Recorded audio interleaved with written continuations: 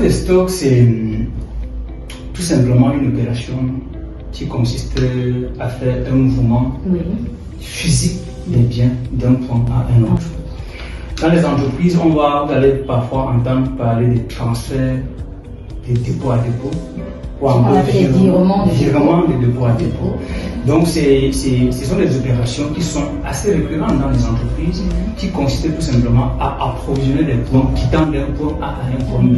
Il faut dire que ce sont des opérations internes, purement internes. Lorsqu'on parle de transfert ou de virement, ce sont des opérations internes. Ça veut dire qu'il n'y a pas une entreprise externe qui intervient. Ce n'est pas comme le fournisseur de livraison. En fait, voilà. Je porte de mon magasin pour la boutique, je porte de mon magasin A pour mon magasin B. Je peux également faire le chemin inverse, je peux quitter de ma boutique ou de ma surface de vente pour le magasin. C'est vraiment d'un point, c'est un transfert, donc c'est un mouvement de produits, c'est un mouvement de marchandises, c'est un mouvement de matière d'un point A à un point B. Selon les besoins. C'est ça qu'on appelle transfert. Le transfert, un mouvement physique, c'est un mouvement physique de bien. Voilà, de bien. Et puis quand vous parlez du mouvement physique de bien, voilà, vous avez parlé du mot fréquent, et je voulais justement savoir pourquoi ce type de mouvement est fréquent en tout. Oui, non, vous savez, lorsqu'il y a une logique en matière commerciale, si je pense que les choses entre vous vont mieux me comprendre, lorsque vous partez acheter la marchandise, si vous achetez une pièce, elle sera plus coûteuse. Par contre, si vous achetez beaucoup, vous êtes d'accord, vous aurez certainement des remises sur les prix. Du moins, personne qui fait le commerce, aucune chef d'entreprise ne va aller acheter un produit. On achète toujours en quantité. Lorsqu'on achète en quantité, c'est d'abord parce qu'on veut avoir un gain de temps, on veut avoir des bons prix, on veut aussi satisfaire des clients au moment opportun. Parce que lorsqu'on va acheter un seul produit, quand le client va venir demander, il faut encore rentrer chez le fournisseur. C'est pour laquelle on achète en quantité. Maintenant, lorsqu'on achète en quantité, est-ce qu'on va aller stocker à la surface de vente? Ce n'est pas possible. Si vous stockez à votre surface de vente, vous allez saturer. La surface de vente est là pour l'achalandage, pour l'exposition. Maintenant, les produits doivent être au magasin. Les produits doivent être en entrepôt. Lorsque vous avez maintenant vendu, il faudrait maintenant, de temps en temps, faire les petits approvisionnements au niveau de la surface de vente. Il est bien vrai, on a des entreprises où on livre aussi les clients au magasin, mais des petites commandes se livrent à la surface de vente ou du moins à la boutique. Donc, le magasin, c'est une grande commande. Effectivement, donc, ces opérations sont assez fréquentes juste parce qu'on ne se lève pas pour aller acheter une pièce. On ne se lève pas on essaie de gagner. Encore, si nous prenons le cas de ce que nous consommons, ce que nous vendons au campagne, on prend ça ouf. On ne prend pas ça sur place. On voyage, on importe. Vous imaginez, on n'importe pas une pièce, on importe des quantités de conteneurs qui sont stockés dans les grands magasins, dans les entrepôts, et tout ce que ça va. Quand on va des supermarchés, là, et ce qui importe, si vous avez, quand vous êtes allé faire entrer 10 conteneurs d'un produit, et que vous avez 10 magasins, est-ce que vous allez donner au magasin A? Vous avez dit au magasin 1. Vous avez les magasins A peut-être à Z. Qu'est-ce que vous faites? Vous vous mettez au magasin. Chaque fois qu'un magasin, ou du moins une boutique, ou une surface de vente a besoin, qu'est-ce qu'il fait?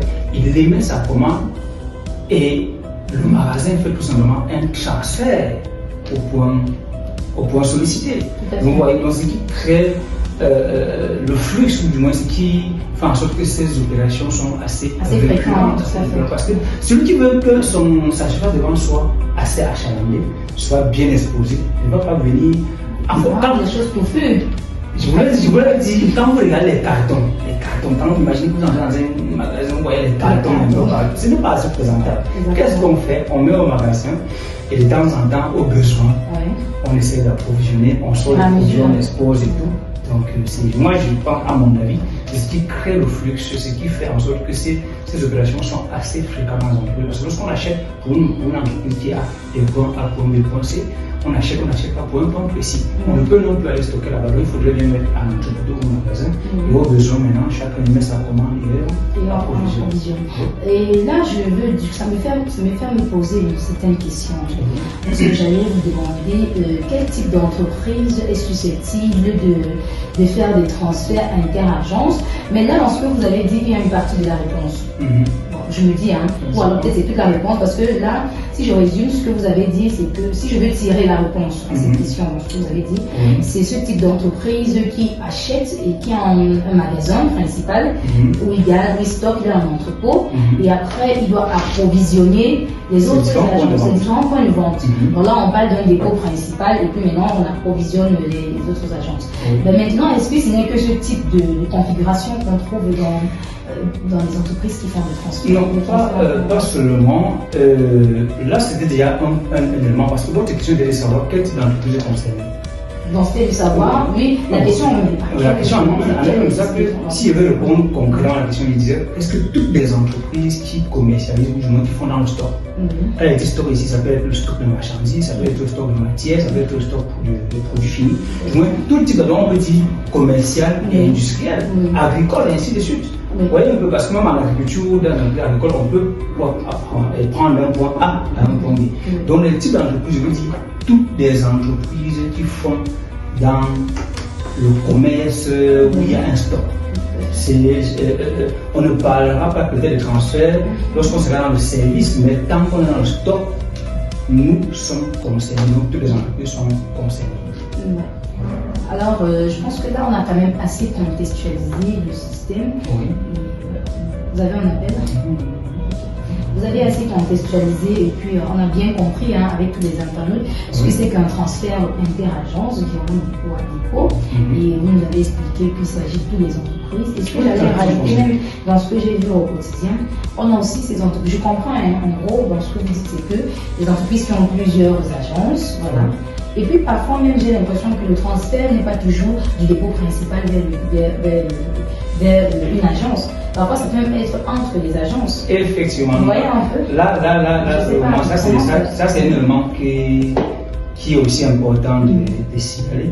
Le transfert peut aussi faire entre les points de vente, entre les agences, si on peut appeler ça comme ça, entre les agences. Parce que dans quel cas en fait il y a des transferts? Non, vous savez, si vous regardez la configuration aujourd'hui, je pense que nous tous nous sommes aujourd'hui dans les villes. Et parfois, vous voulez un produit, vous rendez compte, vous rendez dans une grande surface. Et on vous dit, ce produit n'est pas ici, mais vous pouvez le trouver à telle autre surface. Bon, là, c'est parce qu'ils ont pris sur eux de dire, ok, bon, on ne va pas faire approvisionner. Je veux dire, on ne va pas demander que vous renvoyez votre produit ici, mais il y a également les surfaces qui le font. Et vous arrivez à un point, vous faites vos achats là-bas, et vous vous rendez compte, bon, je veux dire, quand vous avez terminé vos achats, il y a des produits qui n'ont pas sur place. Qu'est-ce qu'ils font? Lorsqu'ils vont se rendre compte que tel point, ou telle surface, ou tel agent a le produit, ils vont tout simplement demander qu'envoyez-nous. Donc, les transferts peuvent se faire d'un point de vente à un autre point de vente. Parce que là, au départ, on a dit, bon, c'est du magasin vers la boutique, c'est de l'entrepôt vers la boutique. Encore que ces points de vente là sont toujours considérés comme des dépôts parfois. Effectivement. Donc, ce sont des opérations qui sont très possibles entre les agences d'un point à un point. Mais si vous avez un produit, parfois même, un point, du moins une agence, une boutique peut se retrouver avec un produit qui ne coule pas trop à son niveau. Exactement. Qu'est-ce qu'il fait? L'autre agence a fini son stock, il demande tout simplement de le transférer. Je pense que sur ce point-là même, vous prenez une question que j'allais vous poser. Parce que là, j'entre déjà dans les risques et les enjeux. Voilà, je voulais commencer de contextualiser les risques et les conséquences de mauvaise gestion. J'imagine que derrière, c'est pas derrière un simple geste de transfert, il y a tout un pilotage. Pour moi, c'est toute une. Donc, je veux savoir en fait. Et derrière tout ça, j'imagine qu'il peut avoir. C'est vrai, on pense que c'est un simple mouvement de transfert, mais il y a plein de choses qui peuvent se passer. Il y a des risques, il y a des conséquences. Et parlant de ça, vraiment, quelles peuvent être les erreurs qu'on peut retrouver dans. Il est vrai dit d'emblée, lorsqu'on parle, on a dit tout à l'heure, le transfert c'était un mouvement de biens d'un point A à un point B. Oui, mais il faut dire que pour que cela soit possible, il faut réunir un ensemble de ressources. La ressource humaine, la logistique. Et vous voyez, les erreurs peuvent donc atterrir à tout niveau. Les erreurs peuvent paraître à tout niveau. Parce qu'il faut dire, après tout, il y a l'homme qui intervient. Les erreurs, lorsqu'on parle de transfert, l'erreur, l'homme est séculaire. C'est-à-dire que Vous allez beau faire ce que vous allez faire, mais on dit parfois, ça nous fait à un niveau, il y a un langage qui dit que l'erreur est humaine. Quand vous voulez reprocher quelqu'un d'un fait, vous dites que l'erreur est humaine. Quand tu as un fait que vous trouvez que c'est vraiment, tu n'aurais pas dû non dire que l'erreur est humaine. Si on veut parler des erreurs qu'on peut rencontrer quand les transferts sont assez énormes, parce que si on prend d'abord l'erreur humaine, il faut dire qu'après tout, pour qu'il y ait un mouvement, il faut qu'il y ait une manutention. Et généralement, c'est l'homme qui manipule. On n'est pas dans, nous sommes au Cameroun, on n'est pas encore dans un pays où on va dire que les robots travaillent. Au moins le robot. En Afrique, même pas le Cameroun. Je ne sais pas si le robot fait des erreurs, mais l'homme peut faire des erreurs. Ça veut dire que vous pouvez bien faire une commande pour qu'on vous transfère un stock X ou Y, on vous envoie le contraire. Ça veut dire que l'homme peut faire une confusion. Au lieu de vous donner le produit A que vous avez demandé, vous donne le produit B. Ça, c'est les erreurs qui peuvent arriver. Et il y a également des erreurs de destruction. Il y a des erreurs de destruction parce que au moment, non, vous pouvez bien demander un produit. Au moment où on veut vous approvisionner, les erreurs de manipulation font en sorte que le produit se détruit. Exactement. Oui, le produit peut se détruire. C'est des erreurs de manutention. Oui, parce que si, c'est un jour laquelle j'ai dit toujours, la qualité de la ressource humaine est très importante pour vous travailler. Parce que vous savez, si vous prenez des personnes qui ne savent pas que le produit est un produit fragile, quand il manipule le produit, s'il doit prendre des précautions, vous pouvez facilement prendre un produit ou le carton, quand vous ouvrez, le produit se détruit. Il y a des destructions qui peuvent arriver en termes d'erreurs. Il y a également. Je vais poser une question, excusez-moi. Oui. Parce que là, je vois, on parlait des erreurs, c'est sur le plan physique, manutention, logistique, humaine. Mais maintenant, je veux savoir quels peuvent être les risques et les erreurs qu'on peut avoir au niveau du stock lui-même en question, des données. Vous voyez ce que je veux dire? Donc, des données, c'est-à-dire, on a eu des cas, par exemple, en entreprise, on a rencontré des promoteurs, parce qu'on a discuté jusqu'à des promoteurs quotidiens. Nous sommes justement venus vers vous parce qu'on sait que c'est vous qui conseillez ces promoteurs-là. Voilà. Ils ont des problèmes, ils nous posent des problèmes, ils nous disent, et nous on revient vers vous parce qu'on sait que c'est vous qui travaillez avec eux, c'est vous qui résolvez leurs problèmes au quotidien. Ils sont en contact avec eux au quotidien. On a eu des cas, donc, en ce qui concerne le transfert, où un utilisateur du point A, comme vous avez dit, parce que le transfert c'est d'un point A à un point B, il a demandé une quantité d'un produit, voilà, et on a livré un autre. Il a demandé une quantité d'un produit, la confusion, voilà. Il a demandé une quantité d'un produit, et je ne sais pas moi ce qui s'est passé. On a livré le produit, mais après il vous dit que je n'ai pas reçu. Je n'ai pas reçu la quantité que vous m'avez donnée. La quantité, c'était pas ça. Voilà. Effectivement, ça fait partie des erreurs. Ça pourrait m'échapper, mais comme vous l'avez relevé, c'est très important. Ça fait partie des erreurs qu'on observe. Parce que, comme il dit, après tout, c'est l'homme qui est au centre. Voilà, après, il vous dit que l'erreur est bonne. Oui. C'est-à-dire que vous avez effectivement commandé, on peut bien vous livrer. On peut faire la confusion au niveau de la référence du produit. Exactement. La référence du produit. Comme ça. On peut maintenant avoir les erreurs de livraison. C'est la raison pour laquelle, quel que soit le cas, au-delà de ce qui peut être, comme je l'ai dit, manipulation et autres, il y a des process qui sont très importants lorsque ces opérations sont dans une entreprise. La règle de gestion. La règle de gestion. Ça veut dire qu'au départ, quels sont les process de validation au départ? À l'arrivée, quels sont les process de validation? Imaginez un peu, quand un promoteur vous dit on a fini, on a reçu un projet, après il me dit j'ai livré tel. C'est parce que lui, il a échoué un peu à un niveau sur les méthodes, sur les règles de gestion. Quand un produit arrive à une entreprise, comment on fait pour réceptionner? Comment ça peut même vous sortir? Comment c'est sorti de l'autre côté? Parce que, aussi banal que si je peux dire ça comme ça, lorsqu'on veut livrer un produit, il doit avoir une personne qui fait la montage, qui porte le produit. Il doit avoir une personne qui valide effectivement la référence de la quantité. Parce que si on dit que ce qu'on a livré, c'est parce que j'ai reçu, ça suppose qu'au départ, peut-être cela n'a pas été bien fait. C'est-à-dire qu'on ne doit pas porter un produit, on va directement mettre peut-être dans une voiture. Lorsque vous prenez le produit au magasin, vous le déposez, il y a quelqu'un qui valide la quantité, la référence et la quantité. Quand le produit arrive, on reprend le même process, il y a quelqu'un qui va forcément décharger, qui va déposer. Il faut dire quelqu'un également qui valide la réception. Ça veut dire que Si le produit est entré en magasin, ce n'est plus celui qui a envoyé qui est le problème, mais c'est celui qui a reçu, qui est censé valider la réception de le problème. On ne va pas mettre un produit au magasin sans toutefois dire à X ou Y que le produit, c'est que ici, nous avons plutôt tel montant. C'est quand vous validez qu'effectivement il y a une erreur que c'est pas entré au magasin. Donc, il y a cela, quand une marchandise arrive quelque part, il y a qu'à savoir que maman a un bordereau. Il est bien vrai, il y a des gens dans le bureau aujourd'hui qui passent les commandes au téléphone, qui passent les commandes par WhatsApp. C'est ce que j'allais dire, WhatsApp. Parce qu'il y a des gens, j'ai vu un client. Ce sont les inconnus dans la gestion. Carrément, hein, parce que je faisais une enquête sur des gens qui font les systèmes électroniques et autres. Oui. On a rencontré tout un promoteur, je vais terminer, qui nous montre comment il gère son stock dans WhatsApp. Il dit, j'ai créé le groupe. Voici le groupe WhatsApp, celui-ci est le chef de tel groupe de transfert ici. Et il est dans l'autre groupe et l'autre est là.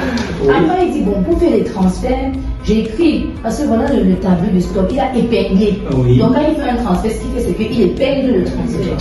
Si tu veux faire une demande, tu fais la demande, tu épingles. Mais on a dit, c'est qu'est-ce que c'est? Après, ça crée des litiges. On voit la dame qui dit que non, monsieur, j'avais demandé 15 et il m'avait envoyé 10.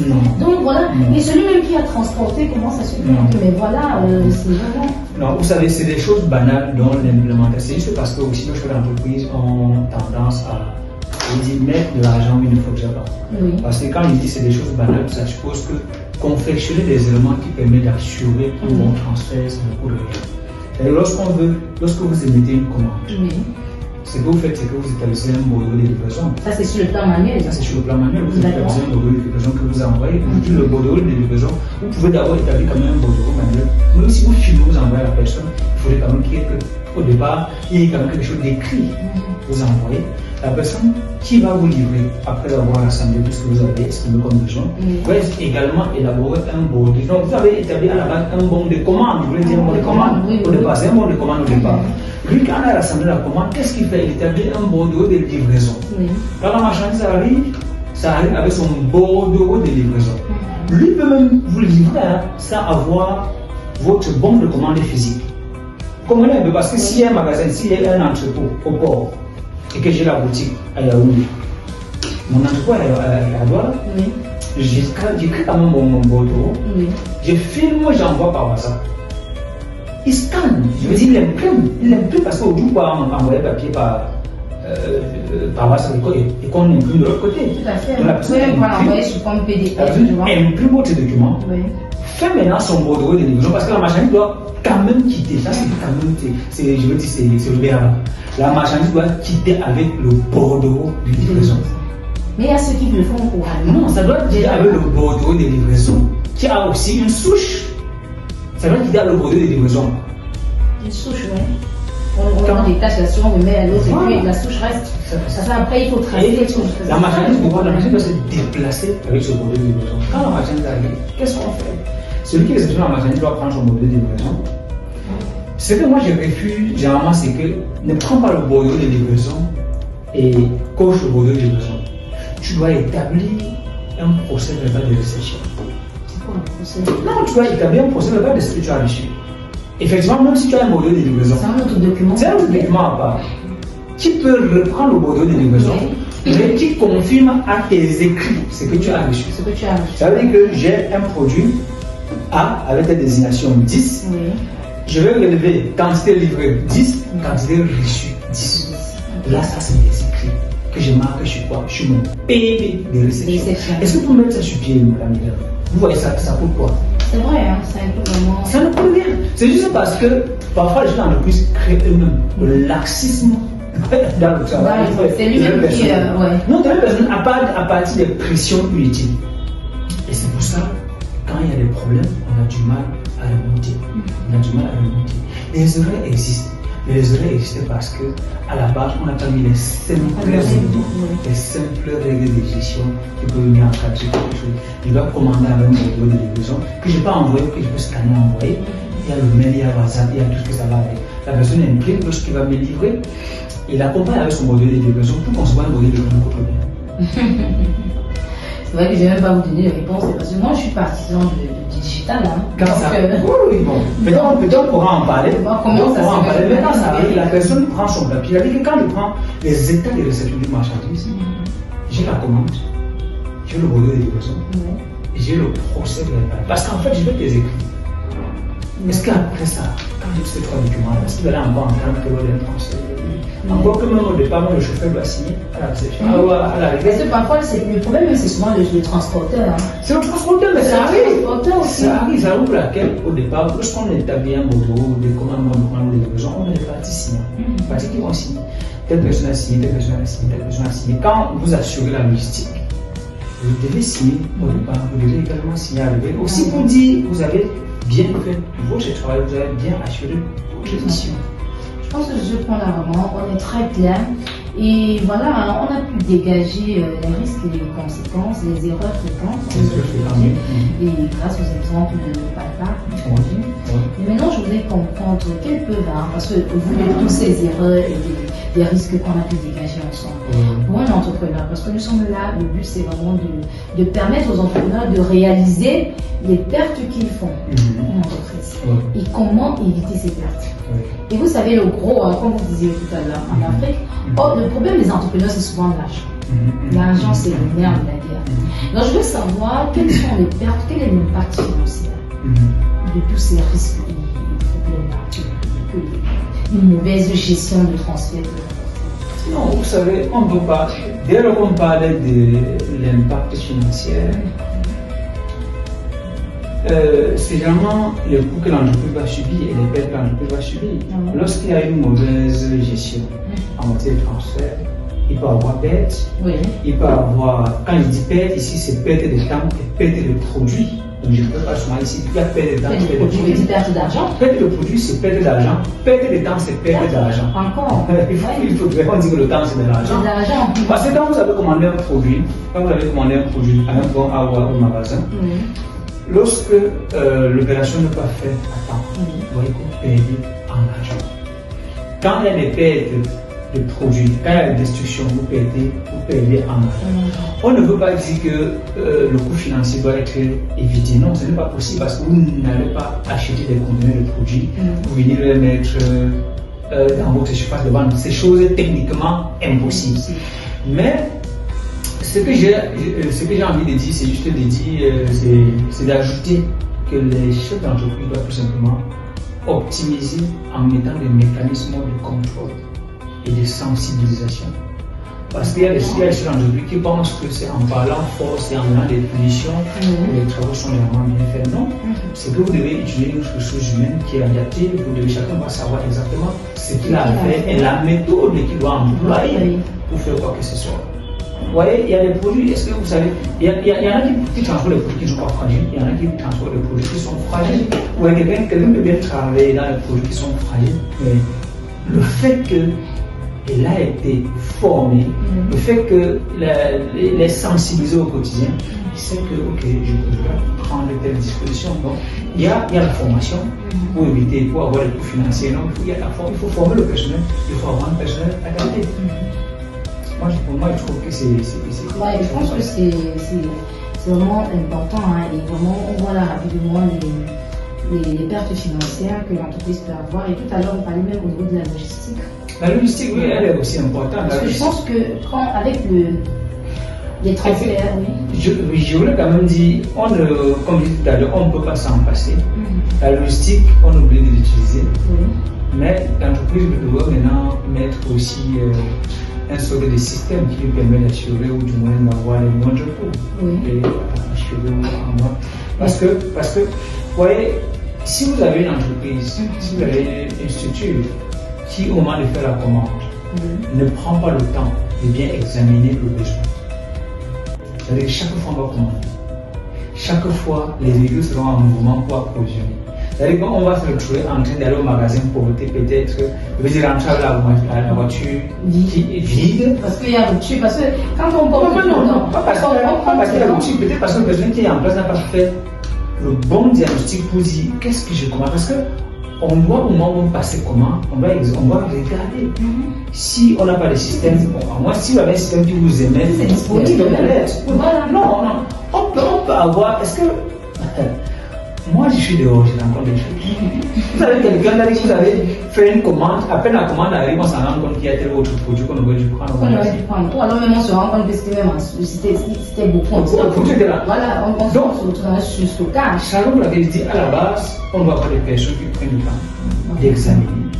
Qu'est-ce qu'on peut avoir? Sinon vous allez beaucoup étudier la logistique. Pour rien. Et c'est là où je dis, hein, c'est là où entre en jeu le rêve. Donc, je te disant que M. William, vous avez tenu beaucoup de propos. On a parlé des risques de mauvaise gestion d'un transfert, les différentes erreurs au quotidien, les litiges que ça peut engendrer. Et moi, je vous disais, donc, c'est là qu'intervient le RP. Et c'est là où le RP change la vie.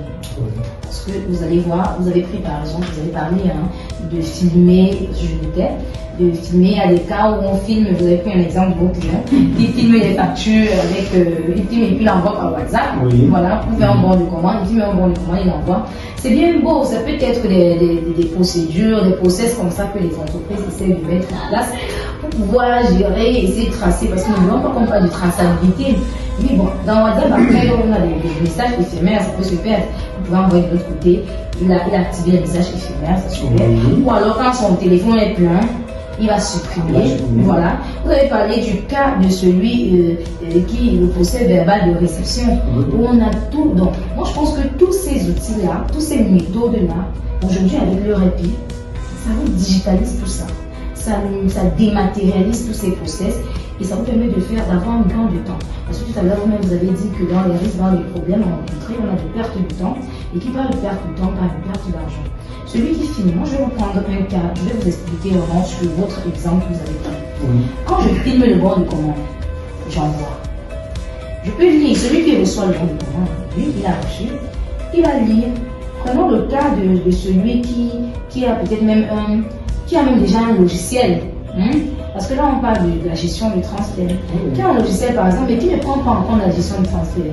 Ça veut dire, quand je mets mon bon de commande, je finis, j'imprime, je filme, je t'envoie dans WhatsApp. Toi, quand tu prends, tu imprimes, tu lis et tu peux regarder s'il y a ça en stock. Vous pouvez même, celui qui reçoit, même qui réceptionne, peut même encore bien préparer le stock qu'il dépose. Donc si on a dit 20 cartons d'une maillot sans publicité, ou encore 10 casiers de bière, voilà, 10 casiers de telle boisson, je peux même bien lire ce qui a été écrit, je prends bien et je dépose. Mais après, puisque j'ai un logiciel de mon côté, il faut bien que j'entre cela dans ma machine. Voilà. Et maintenant, imprimer le bordereau d'envoi de livraison, peut-être de réponse. Si vous avez appelé procès verbal de réception et tout ça. Voilà. Maintenant, les erreurs peuvent se retrouver au moment d'entrer le document dans la machine. Entrer que, ok, parce que je lis, il faut que j'entre cela. C'est pas comme si j'ai un outil qui me permet de filmer et ça rentre, ça. Donc, à ce niveau-là encore, il y a des problèmes. Et qu'est-ce que le RP fait? Parce que là, j'allais chuter en vous posant la question que selon vous, quelles sont les fonctionnalités qu'un RP? Comment est-ce qu'un RP pourrait dématérialiser cela? Vous voyez? Parce que là, à ce niveau, c'est là où le RP intervient. Vous avez parlé du procès verbal de réception. Et c'est encore quelque chose de très important. Ça veut dire, quand je réceptionne, il faut encore que je signale que voici. Parce que quand je finis, on reste toujours sur l'exemple. Vous avez filmé, vous m'avez envoyé. J'ai trouvé vos 10 casiers de bière, ou alors vos 10 cartons de maillot, ou encore vos produits, c'est comme moi les produits qu'on consomme. Je préfère prendre ces exemples-là, c'est sans publicité bien sûr. Mais je préfère prendre ce que je sais que les gens, ils se retrouvent dedans. Voilà. J'ai pris peut-être une douzaine de quelque chose là. Et maintenant, je saisis en machine. À ce niveau, il peut y avoir une erreur au moment de ressaisir. Ou dans les quantités même que je suis en train d'envoyer, c'est bien cela. Mais je peux faire une erreur dans l'entrée, dans ce que j'entre en machine. Et ça va biaiser l'information qu'il y a entre le stock réel, le stock en machine, c'est-à-dire le stock machine numérique, et le stock physique. Parce que peut-être que j'ai livré 10 casiers de telle boisson, mais en machine, en voulant saisir, j'ai fait une erreur, j'ai plutôt entré telle machine. Et c'est ça qui est telle information, c'est tout ça qui est déstocké. Après, vous allez voir, il y aura des écarts de stock qui fait encore des pertes de temps et puis même des pertes d'argent et tout ça. Au moins des inventaires, ça crée des soucis. Ça, c'est pour ce niveau-là. Maintenant, quand je finis de faire ma saisie, j'envoie. celle qui envoie, je peux faire des erreurs encore, oui, en envoyant. Et une réception, j'ai demandé 10, il m'envoie 9. Et quand il m'envoie 9, et c'est là où, comme vous avez parlé, le procès verbal de réception. Je vais encore saisir, il faut que je prenne le papier. Tout à l'heure, vous avez parlé de cocher. Non, je prends le papier, je dois cocher. Il y a ceux qui cochent pour le voilà, j'ai reçu. Mais là, le RP vous permet de jouer encore grand, de vraiment dématérialiser et de gagner en temps. C'est-à-dire, quand je réceptionne mon colis ou bien mon transfert, aujourd'hui, le RP permet de dématérialiser tout cela. Comment il fait dans la procédure de transfert? Donc, ce que ça fait généralement avec le RP, je fais mon bon, je saisis, j'entre bien mes données. Et une fois que j'ai saisi, le module de gestion de transfert, d'émission, ça me permet, parce que vous avez dit tout à l'heure, le procès des balles de réception, c'est important. J'ai besoin de savoir, est-ce que ce que j'ai demandé, c'est ça que j'ai reçu. J'envoie mon bon de commande. Et à chaque étape, ça doit te générer un document. C'est ça, l'utilité de l'RP. Je peux imprimer le document avec la souche, comme vous avez dit tout à l'heure, et je donne au chauffeur. Le chauffeur, lui, à son niveau, il doit vérifier que ce qui est sur le document, c'est ça qu'on a mis dans le véhicule. Et une autre chose, c'est que, donc là, nous sommes en train de parler du bon. Donc, je fais le bon de commande. Là, il n'y a même pas, le chauffeur n'intervient pas encore, on est d'accord. Je fais le bon, j'envoie. Et celui qui réceptionne, tout ce qu'il fait, c'est qu'il vérifie les quantités du bon. S'il a ça en stock, ce qu'il peut faire, soit il valide, c'est-à-dire quand il valide, ça génère une autre opération de transfert de stock. Parce qu'il doit transférer, il doit déstocker et envoyer de l'autre côté. Voilà. Donc quand le bon de commande arrive, ça reste en attente, il vérifie s'il a effectivement son stock, il valide. Comme il peut encore modifier, bon, j'étais reçu ton bon de commande, tu demandes 10 cartons de ceci, 20 cartons de cela. Moi j'ai plutôt tel en stock. Donc je vais plutôt t'envoyer telle quantité. Et je modifie, je reçois ton bon, je transforme le document, je le modifie. Parce que là, je vais générer un transfert qui va t'approvisionner, le transfert de stock. Je modifie les quantités que je t'envoie et je valide. Quand je valide, qu'est-ce qu'il fait? Il stocke chez moi, il t'envoie directement. Maintenant, quand il t'envoie, il y a plusieurs cas de figure encore. Il y a des entreprises qui veulent que quand j'envoie, ça doit entrer directement dans le stock. Là, on voit bien qu'on est en train d'automatiser et éviter, il y a beaucoup de choses qu'on est en train d'éviter. Alors, ça va être en attente. Voilà. Maintenant, ce qu'il fait, pour celui-là, il va te dire non. Moi, je veux vérifier et me rassurer que ce qu'on m'a envoyé, ce que je vais réceptionner physiquement, c'est effectivement ça qui est dans la machine. Donc, ce qu'il fait, c'est que, ok, quand je génère, je valide, je génère, ça peut générer un transfert, ça vient chez toi, ça reste en attente de validation, c'est le terme. Et ça, ce sont les règles de gestion, les règles de validation. On parlait la dernière fois dans un podcast, on parlait des workflows de validation, des règles de gestion. Donc, quand on parlait de procès verbal de réception, c'est effectivement ça. C'est que quand ça vient, ça reste en attente. Et j'attends que le colis arrive physiquement. Quand ça vient, ça arrive, je compte, je me rassure que, ok, c'est bon, tout est là. Il n'y a pas de destruction matérielle, comme vous avez dit tout à l'heure. Et quand je confirme que c'est effectivement ça, je vérifie ce qu'on m'a mis en machine. Ce que celui qui m'a envoyé, je vois, ok, les données sont cohérentes, ok. Comme les données sont cohérentes, je valide. Et quand je valide, ça entre directement dans le stock, ça m'approvisionne directement. Vous voyez qu'on a évité plusieurs étapes ici. Celui qui doit émettre le bon, ça arrive. Je regarde si c'est bon dans WhatsApp, je ressaisis ce que je vais t'envoyer et je peux faire des erreurs de référence, comme vous avez dit tout à l'heure, référence du produit, vous avez parlé de quantité, je peux demander 20 tonnes et puis tu m'envoies 10 tonnes. Ou alors tu m'envoies même 20 tonnes, mais en machine, tu as plutôt cliqué 20 tonnes. Après, ça crée des... Les erreurs, non, les erreurs, ça arrive. Vous voyez comment le RP automatise. Donc voilà en fait comment on peut apporter des solutions palpables et ce qui change la donne pour les entreprises. Vous voyez, c'est toute une procédure, c'est tout un temps comme ça qu'on a réduit leur est payé réduit, cela en un laps de...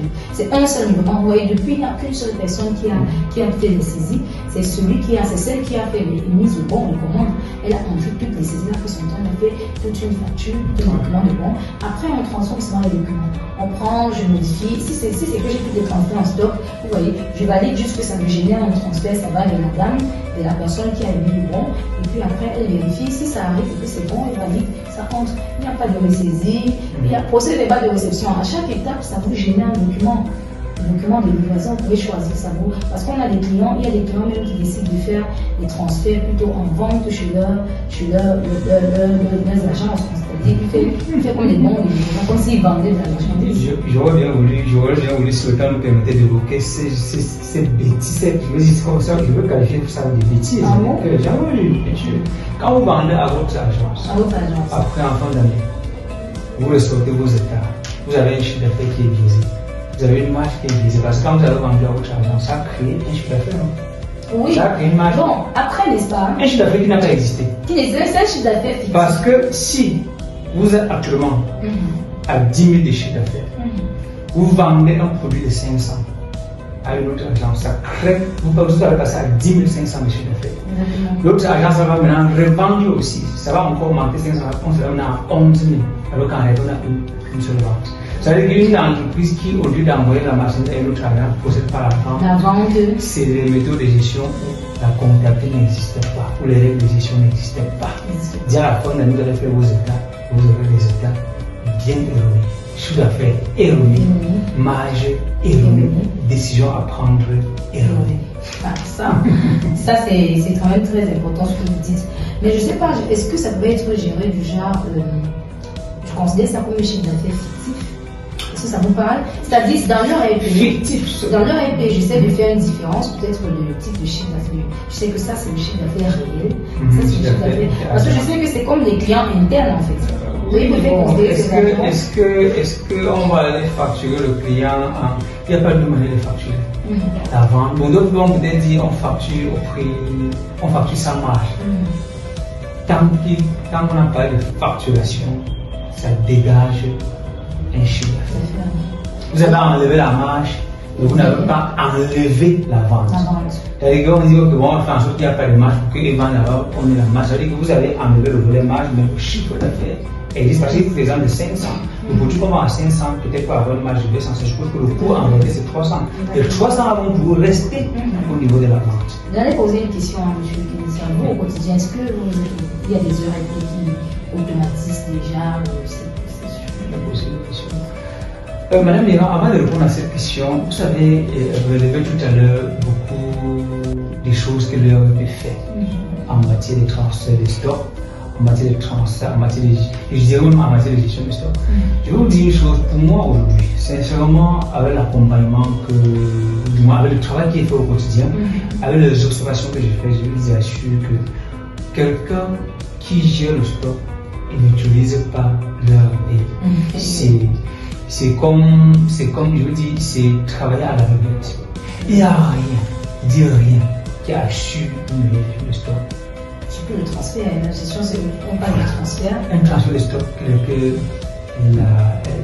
l'ERP ou un logiciel. Il n'y a pas. Donc il n'y a même pas de. Il ne faut même pas spéculer là-dessus. Si vous voulez un transfert normal, si vous voulez une gestion optimale, vous devez faire recours au logiciel.